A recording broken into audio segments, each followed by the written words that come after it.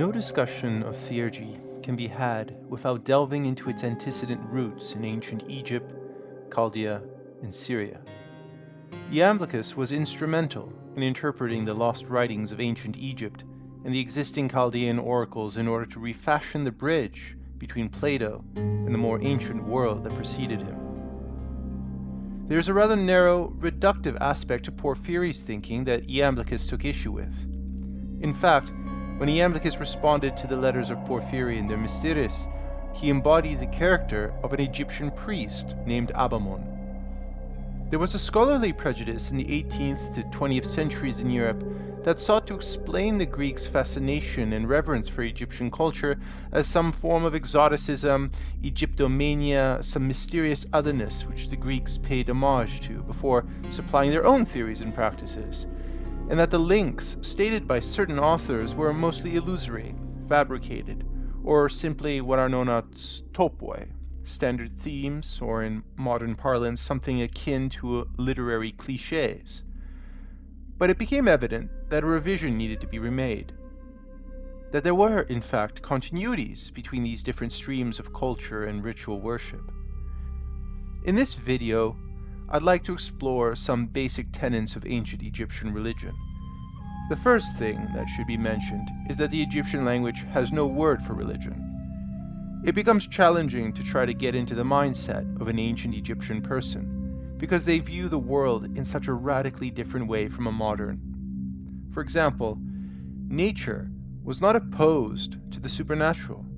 They were in fact one. The gods dwelt in nature, but were also fundamentally a part of this natural phenomena.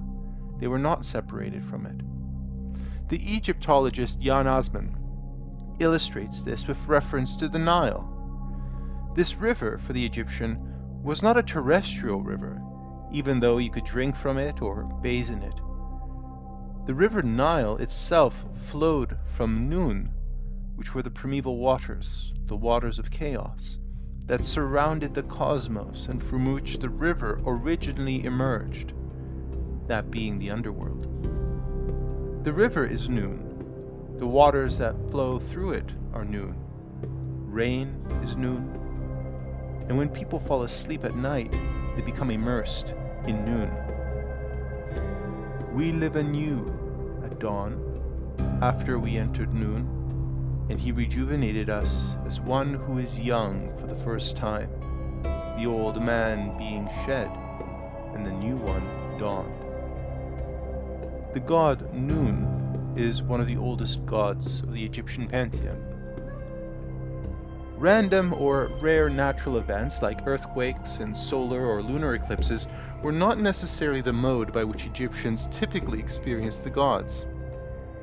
But they experienced the gods through the constant cyclical processes of nature through the diurnal and annual cycles.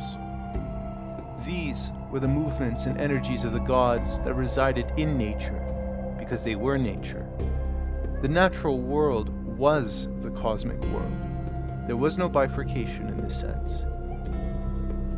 The created world that we all inhabit is constantly emerging from the sun god through the aspect of his Keperu, through his light and his movement.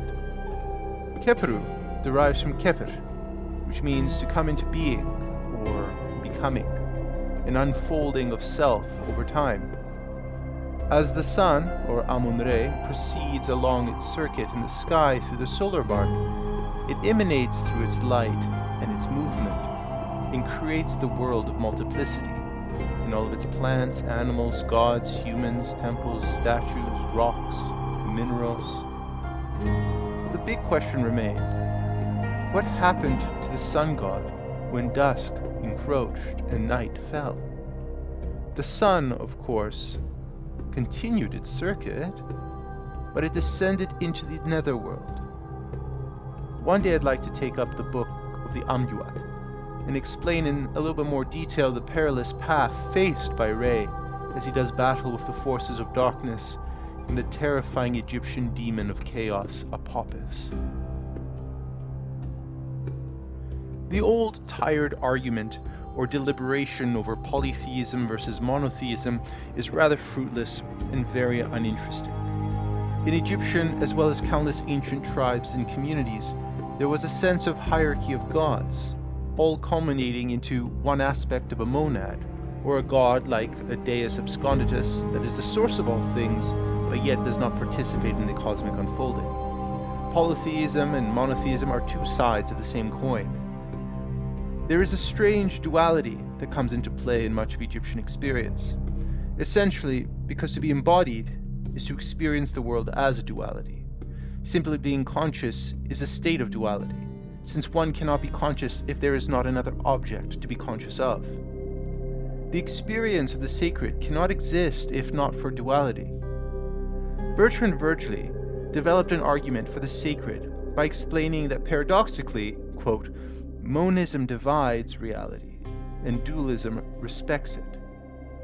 Since if one argues that there is a realm of matter and a realm of spirit, which would be a very dualistic stance to take, it is still, quote, respecting all aspects of reality.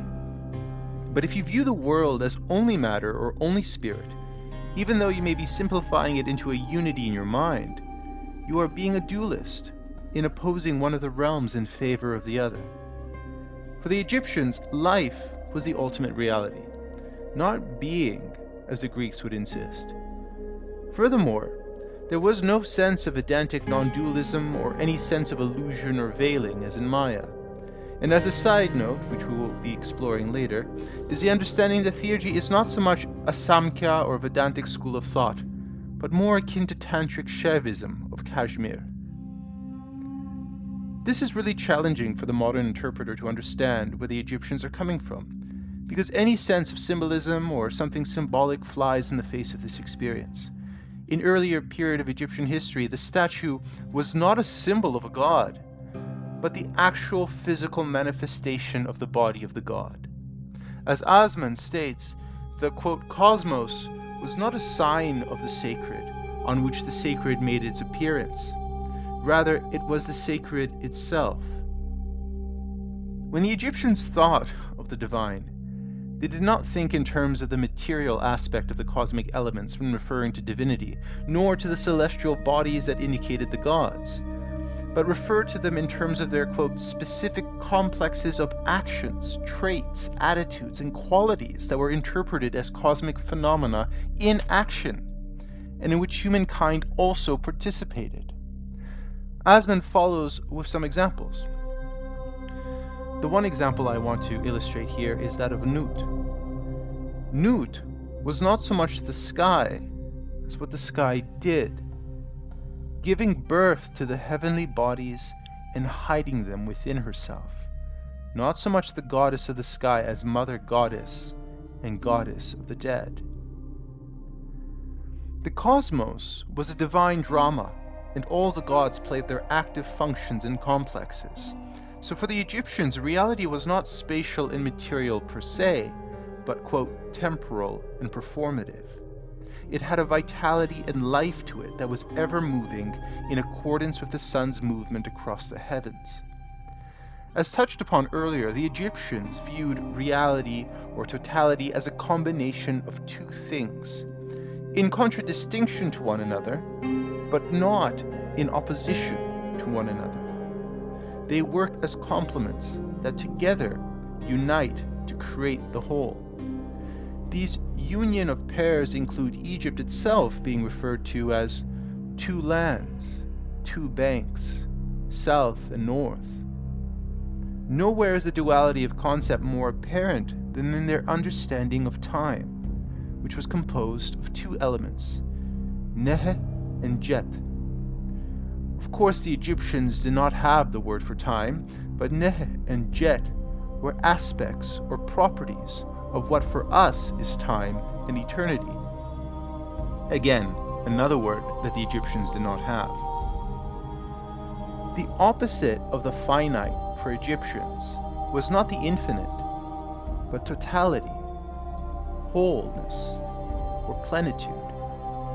Nehe was change or coming, manifested as the onrush of days, months, years, seasons, as well as the idea of the eternal return. And Jet was completedness, something that has matured and been brought to completion, but somehow remains constant and does not undergo any more change or movement.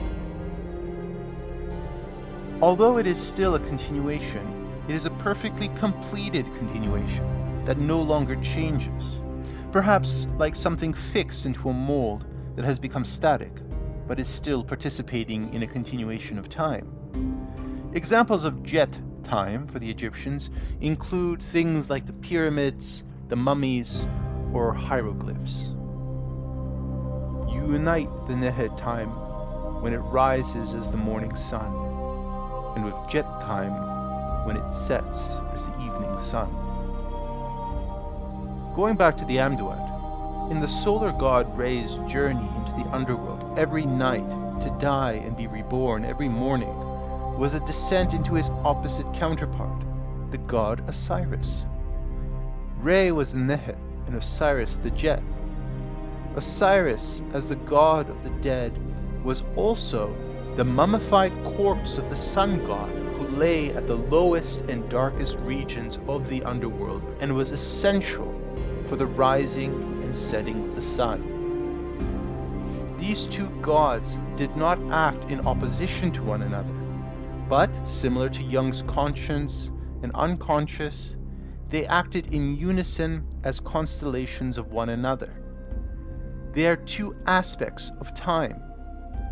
Re was also the soul-like Ba, and Osiris was the corpse. There would be a descent and ascent of the Ba that would occur at night, and as a bird, the Ba would land on the mummy, thus, quote, ensuring the continuity of both aspects of the person in which the deceased led to an eternal life, going in and going out as a Ba in the Nehe time of the sun, and enduring as a corpse in the jet time of Osiris. At night, as the sun god descends from the sky to the netherworld, his Ba unites with his corpse. This was one of the old kingdom formulations of the myth. Later, all deities that existed had their own Bas, images, and corpses. There is an interesting development in Hermetic treatises that you find in later writings that influenced the Iamblichus and many other Neoplatonists. The text from the Tabula Smaragdina, of the above and the below connection, also draws this parallel between the higher Ba of Re and the lower mummy of Osiris, as well as the separation you find between sky and earth, and the phenomena of indwelling of the gods as they descend or alight onto their statues or receptacles. This, in particular, is found in the Uniting with the Sun ceremony, which was conducted a number of times every year, where temple priests would carry portable statues up to the temple roof to become charged with the energic power of the sunlight, to absorb divine energies and to become enlivened by the sun's rays. Predating the above-below distinction, and also the image as statue of the god compared to the actual body of the god, there was a deeper experience the Egyptians felt with regard to the hiddenness of the god and his presence. This is similar to the veiling and the unveiling. A god can be present in his cult statue or temple, but he is at all times and places everywhere, says Asman. My video on Photogogia may help clarify with regard to the veiling and the unveiling aspect of light. The Theurgist's role was to be illuminated by the divine light, as expressed by Iamblichus. Perhaps here, seeing that even a human person can become a symbola for the gods, the same ritual is being enacted, but in a solitary or independent non-cultic manner. The divine animation of the cultic statue is parallel to the divine animation of bathing light also experienced by the Theurgist. Perhaps this is a good place to end it for now. Till next time.